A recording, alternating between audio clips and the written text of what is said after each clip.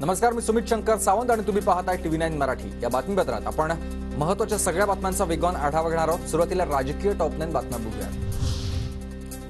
3 सभांनंतर नरेंद्र मोदी काल पुण्यात मुक्कामी, तर आज मोदींच्या राज्यामध्ये पुन्हा 3 सभा। माढा, धाराशिव आणि लातूर लोकसभेसाठी मोदी प्रचार करणार। नरेंद्र मोदींची आज धाराशिवमध्ये जाहीर सभा। महायुतीच्या उमेदवार अर्चना पाटलांच्या प्रचारासाठी सभेचं आयोजन। 25 एकर जागेवर सभेची तयारी।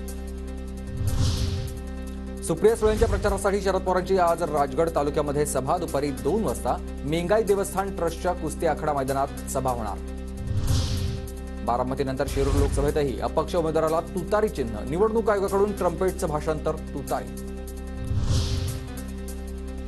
ठाकरे गटाचे विजय करंजकर नाशिक लोकसभेतून अपक्ष उमेदवारी अर्ज भरण्याची शक्यता। उद्धव ठाकरेंनी भेटीसाठी बोलावून देखील करंजकर न गेल्यानं बंडखोरीच्या चर्चांना उधाण।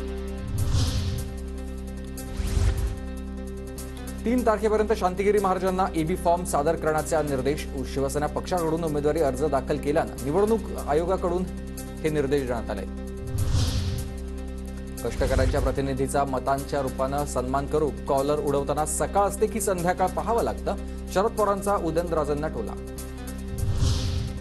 2.5 वर्ष घरातून बाहेर न पडलेले मुख्यमंत्री आता सकाळी उठून शिव्या शाप देतात। हातकणंगलेच्या सभेतून श्रीकांत शिंदेंचा उद्धव ठाकरेंवर निशाणा।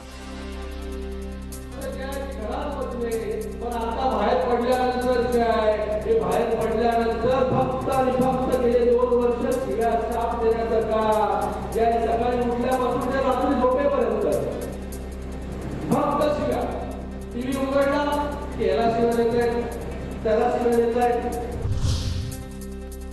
5 वेळा नमाज पठण करा असं खैरे मुस्लिमांना सांगतात। चंद्रकांत खैरेंचं मुस्लिमांबाबतचं वक्तव्य दाखवत संजय शिरसाट यांचा निशाणा। कशी बदलली पाहिजे। आता एक मताला खानपान काय नाही। आता माझ्याकडे क्लिप आली ती भयानक आहे। म्हणतो काय झालंय काय या माणसाचा इंजडा तर नाही झाला। तो काही लोक ठेवले